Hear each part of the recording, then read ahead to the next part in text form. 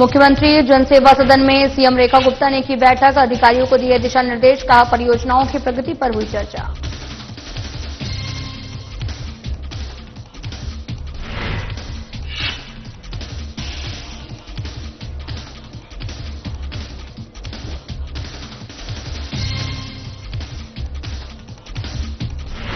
पंजाब में बाढ़ पीड़ितों की मदद को आगे आई दिल्ली सरकार, सीएम रेखा गुप्ता ने भेजे 52 ट्रक राहत सामग्री, जल्द से जल्द सब सामान्य हो जाने की कामना।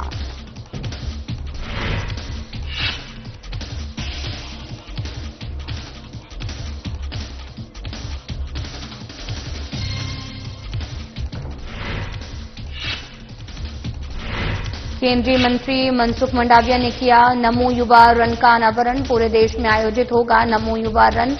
17 सितंबर को पीएम मोदी के जन्मदिवस पर होगा कार्यक्रम।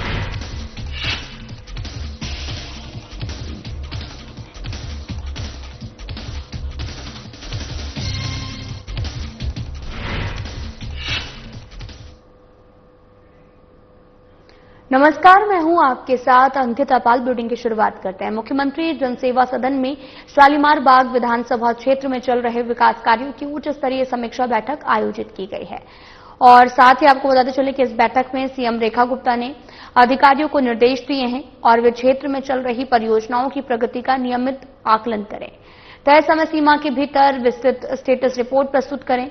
बैठक में पूर्ण और लंबित परियोजनाओं की स्थिति की समीक्षा की गई है, साथ ही भूमि उपयोग से जुड़े विभागीय मुद्दों के समाधान के लिए स्पष्ट दिशा निर्देश भी जारी किए गए।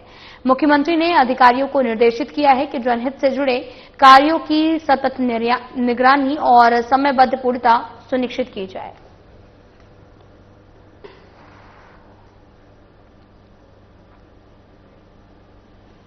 दिल्ली सरकार ने भी पंजाब बाढ़ पीड़ितों के लिए राहत सामग्री भेजी है। दिल्ली के सीएम रेखा गुप्ता और बीजेपी प्रदेश अध्यक्ष वीरेंद्र सचदेवा ने पंजाब बाढ़ पीड़ितों के लिए राहत सामग्री को रवाना किया है।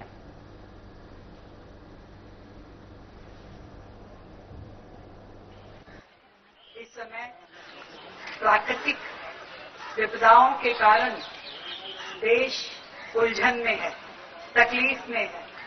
इस समय बहुत जरूरी है कि हम सब एक दूसरे का हाथ पकड़कर इस मुसीबत के समय से आगे निकल जाएं। जब मैं देखती हूं कि देश के आदरणीय प्रधानमंत्री जी विश्व में कहीं पे भी कोई विपदा आती है तो वो उन राज्यों के साथ में, उन देशों के साथ में खड़े होकर के काम करते हैं। एक समय था जब भारत केवल मदद मांगने वालों में हुआ करता था, आज भारत मदद देने वालों में।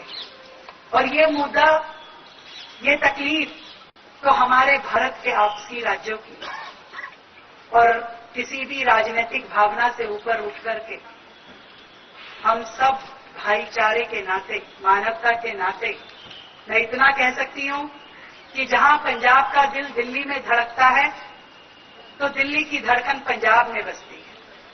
सब आपस में परिवार हैं, जुड़े हैं, भाईचारा है।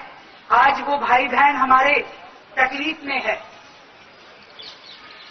आदरणीय हमारे भाजपा दिल्ली प्रदेश के अध्यक्ष वीरेंद्र सचदेवा जी ने सही कहा कि पूरे देश का अन्नदाता पंजाब, हमारे किसान भाई बहन तकलीफ के दौर से गुजर रहे हैं। आज पूरी दिल्ली उनके साथ खड़ी है। मैं बहुत साधुवाद देती हूं अपने मंत्रीगणों को भी, अपने कार्यकर्ताओं को, साथियों को, समाज सेवियों को, जिन्होंने हमारी एक आवाज पे इतनी बड़ी संख्या में यहां पर सहायता सामग्री हमें दी। 2 दिन के छोटे से कॉल पे दिन रात चर्चा करते हुए ये तैयारी की गई और जैसा कि बताया कि केवल खाद्य सामग्री नहीं, ऐसी वस्तुएं जो उनको अभी सर्वाइवल के लिए जरूरत है, दवाइयों से लेकर के बिस्तर, पलंग, बर्तन, जूते, चप्पल, कपड़े, कंबल, चादर, तिरपाल, मच्छरदानी, हर प्रकार की वो वस्तुएं जो उनको सहायता के लिए चाहिए थी। और ये बात भी सही है कि ये कोई अंत नहीं है। मैंने पंजाब मुख्यमंत्री भगवंत मान जी से कहा कि आपको हमारे जिम्मे जो भी काम लगाना हो, हम आपकी इस तकलीफ की आखिरी घड़ी तक आपके को समाधान खोजने में मदद करेंगे, साथ में खड़े होंगे। पूरी दिल्ली का एक एक नागरिक आपकी इस विपदा में आपके साथ है। वसुधैव कुटुंबकम मानते हैं हम, तो भारत का हर राज्य तो आपस में जुड़ा ही है। तो इस मुसीबत की घड़ी में पंजाब के भाई बहनों के लिए ये सहायता सामग्री पहुंचाते हुए मुझे सुकून है कि हम किसी भी प्रकार से उनके काम आ सके और इसी प्रकार से ये सहायता जारी रहेगी, सरकार के प्लेटफॉर्म से भी और सामाजिक प्लेटफॉर्म से भी और भारतीय जनता पार्टी दिल्ली प्रदेश की ओर से भी। हम सब मिलकर के अपने पंजाब के भाई बहनों के लिए दिन रात उनकी इस तकलीफ में खड़े हैं। आज का यही संदेश है। भारत माता की। केंद्रीय मंत्री मनसुख मंडाविया ने नमो युवा रन के लिए अधिकारियों टी शर्ट और पोस्टर का अनावरण किया है। यह आयोजन प्रधानमंत्री नरेंद्र मोदी के जन्मदिवस के उपलक्ष्य में पूरे देश भर में आयोजित किया जा रहा है। आपको बताते चलें कि प्रधानमंत्री नरेंद्र मोदी का जन्मदिन 17 सितंबर को मनाया जाता है और इस दौड़ में उसी अवसर उसी को मिलता है जो कि कई शहरों में आयोजित इसमें यहां पर किया जा रहा है।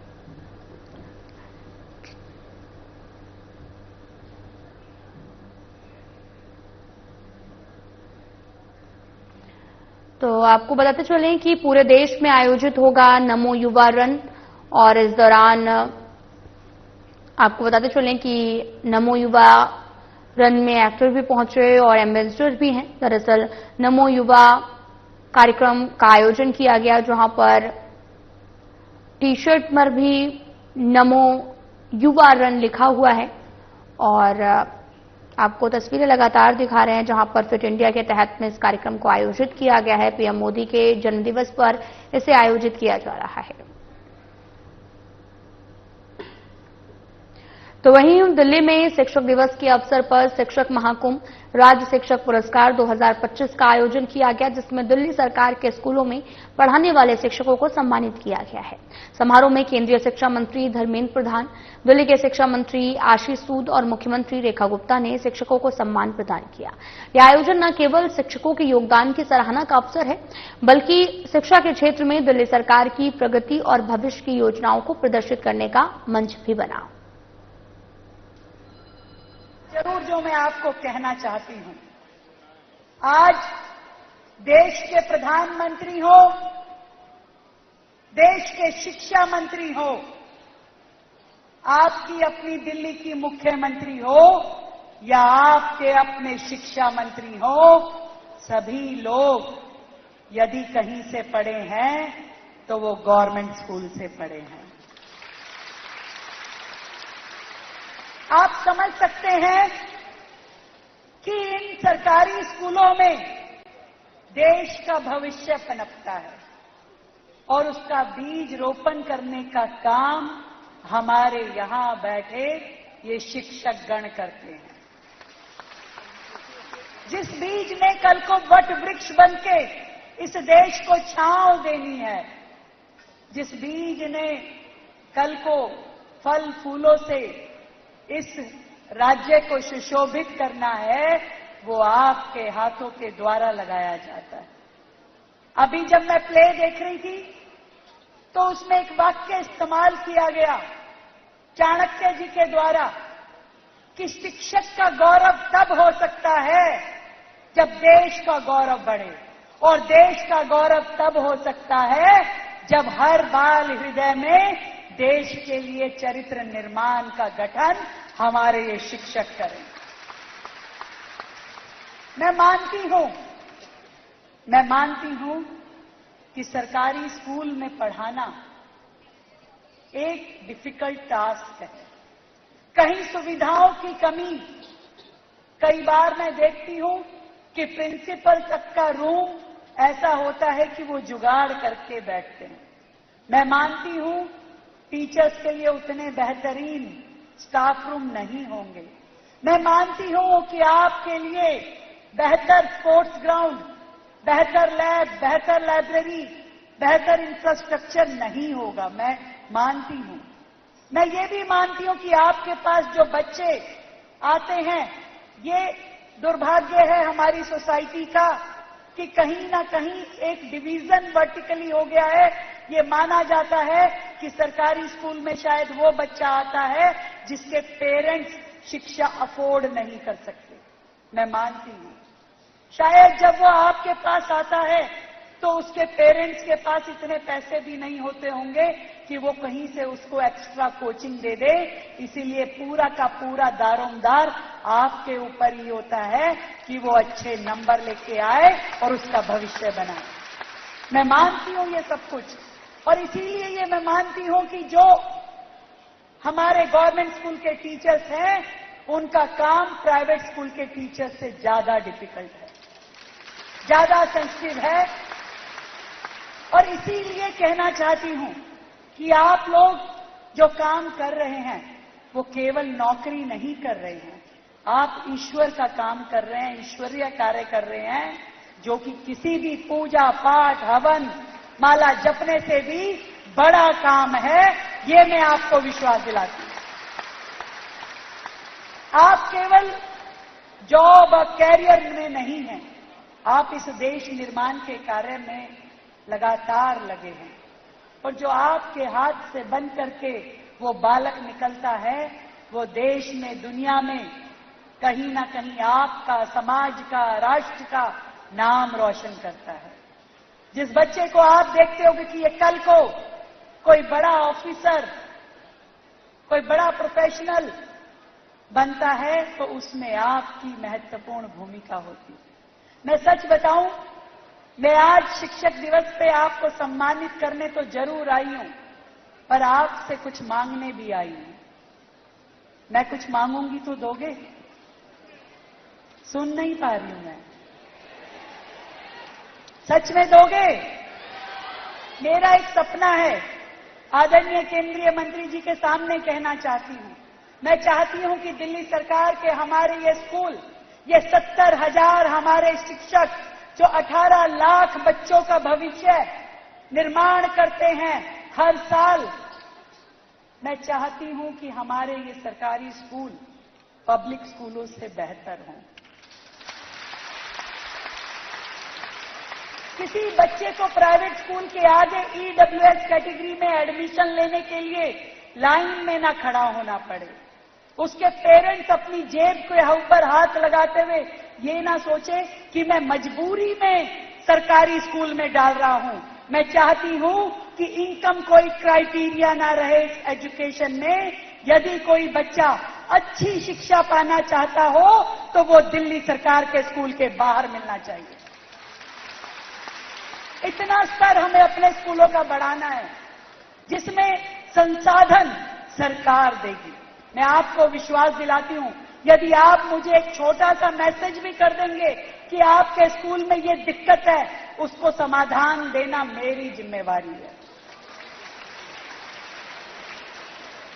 मैं लड़के भी ले आऊंगी आदरणीय शिक्षा मंत्री, केंद्रीय मंत्री जी से किसी भी प्रकार का फंड, परंतु उसके अंदर स्कूल की बाउंड्रीज में जो शैक्षणिक माहौल बनाना है, जो उत्तम शिक्षा देनी है, जो सर्वोत्तम व्यवहार सिखाना है, जो संस्कार रोपित करना है, जो राष्ट्र के प्रति उनके अंदर भावनाएं जागृत करनी है, जो उसको पढ़ाई में आगे से आगे अव्वल करना है, ये सारे काम आपने करने हैं।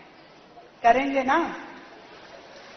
अपने बालकों को इस तरीके से तैयार कीजिए कि आपके स्कूल का एक भी बच्चा ये ना कहे कि मैं कहीं पे किसी हल्की जगह पे मुझे पढ़ने का मौका मिला, यदि मेरे पास साधन होता तो मैं किसी और बेहतर स्कूल में जाता। मैं चाहती हूं कि जैसे यूनिवर्सिटी लेवल पे गवर्नमेंट कॉलेजेस की वैल्यू होती है, लोग कहते हैं कि भी हमें एडमिशन गवर्नमेंट इंस्टीट्यूशन में चाहिए, प्राइवेट को वो इतना बेहतर नहीं मानते, ऐसे ही हमें अपने गवर्नमेंट स्कूल्स का लेवल बढ़ाना है। बेशक मैं आज अपने दिल्ली सरकार के शिक्षा मंत्री जी को बधाई देती हूं कि वो दिल्ली में एक ऐसा कानून लेकर के आए जिससे कि दिल्ली के प्राइवेट स्कूलों की फीसेस को रेगुलेट किया जाए, ताकि पेरेंट्स पे वजन ना पड़े, ये अपने आप में ऐतिहासिक निर्णय था जो आज तक 1973 के बाद से अब तक हुआ ही नहीं था। एक बार जोरदार तालियां मैं चाहूंगी हमारे मंत्री जी के लिए, शिक्षा विभाग के लिए बजाई जाए। बहुत बेहतरीन कानून आप लेकर के आए जो लाखों माँ बाप को सुकून से सोने के लिए राहत देगा। परंतु फिर भी मैं चाहती हूं कि हमारे स्कूल बेहतर से बेहतरीन और सर्वोत्तम हो। हमारे स्कूल में जो बच्चे पढ़े वो बेस्ट हों, उनकी शिक्षा, उनको हर टेक्नोलॉजी मिले। हमारे स्कूल में स्मार्ट क्लासेस, स्मार्ट लाइब्रेरीज, हर चीज, हर सुविधा, बच्चों को स्पोर्ट्स ग्राउंड से लेकर के बेहतर शौचालय तक हर चीज हम देंगे अपने बच्चों को। और केवल ये चीजें कह नहीं रही मैं दिल्ली को ये विश्वास दिलाना चाहती हूं, जैसा पिछली सरकारों ने अपना शिक्षा मॉडल प्रस्तुत तो किया, पर उस शिक्षा मॉडल में करोड़ों करोड़ रुपए अपनी एडवर्टीजमेंट पे खर्च किए, आखिरी में आकर के हमारे उस विद्यार्थी के पास कुछ नहीं मिला, केवल उन्होंने अपनी पब्लिसिटी की। आज भी उतने ही स्कूल हैं, एक बिल्डिंग उन्होंने अपने समय में बढ़ाई नहीं। आज भी दिल्ली में कच्ची बिल्डिंग, पोटा कैबिन्स में स्कूल चलने के लिए मजबूर हैं। आज भी हमारी आवश्यकताएं वहीं खड़ी है। आज भी हमारे स्कूल में टीचर्स की कमी है। आज भी हमारे स्कूलों में प्रिंसिपल नहीं है। ये पिछली सरकारों की कमी है, परंतु मैं विश्वास दिलाती हूं ये कमियां समय के साथ साथ पूरी कर दी जाएंगी।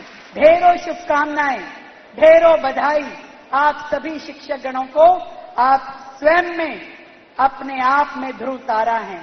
कहना चाहूंगी कि गुरु वो ध्रुव तारा है जो भटकते जहाज को राह दिखाते हैं, समय की आंधियों में भी उम्मीद के दिए जलाते हैं। वो सिर्फ पाठ नहीं पढ़ाते हैं, चरित्र भी गढ़ते हैं। और गुरु वो है जो राष्ट्र की नींव मजबूत करते हैं। बहुत बहुत धन्यवाद। जय हिंद, जय भारत। किशनगढ़ थाना की पुलिस टीम ने हिडन कैमरा से वीडियो बनाने के आरोप में प्राइवेट एयरलाइंस के एक पायलट को गिरफ्तार किया है। आरोपी उत्तर प्रदेश के सिविल लाइन आगरा का रहने वाला है। पुलिस ने उसके कब्जे से स्पाई कैमरा भी किया है और साथ ही जांच में सामने आया कि ये ऑनलाइन स्पाई कैमरा है और इसमें पैर के अंगूठे में लगाकर उसका इस्तेमाल वीडियो बनाने में करता था। दरअसल ड्यूटी खत्म होने के बाद मार्केट में पहुंचकर वीडियो बनाता था। जो लड़कियां स्कर्ट पहनी हुई रहती थी उसको टारगेट करता था। साउथ वेस्ट दिल्ली की एडिशनल डीसीपी ऐश्वर्या सिंह ने बताया कि बीते 30 अगस्त की रात को एक लड़की ने पुलिस को शिकायत की थी। शिकायत के आधार पर एसएचओ अजय कुमार यादव की टीम ने इस मामले में आगे की जांच में सीसीटीवी फुटेज की मदद से आरोपी की लोकेशन तक पहुंचाई और उसे गिरफ्तार कर लिया है। शक हुआ कि कोई उनके ऑब्जेक्शनेबल वीडियोस और फोटोग्राफ्स ले रहा है। ये मामला शनि बाजार किशनगढ़ का है। तो जब गुप्त सूचना और सीसीटीवीज को ट्रेस किया गया तो पाया गया कि एक इंडिविजुअल थे जो कि इंडीड फोटोज और वीडियोस ले रहे थे। तो इस तरह से बीएनएस के अंदर उपयुक्त सेक्शंस में केस दर्ज किया गया है। ये जब जांच हुई पूरी तो पता चला कि वो स्पाई कैमरा यूज। फिलहाल बुलेटिन में इतना ही। नमस्कार।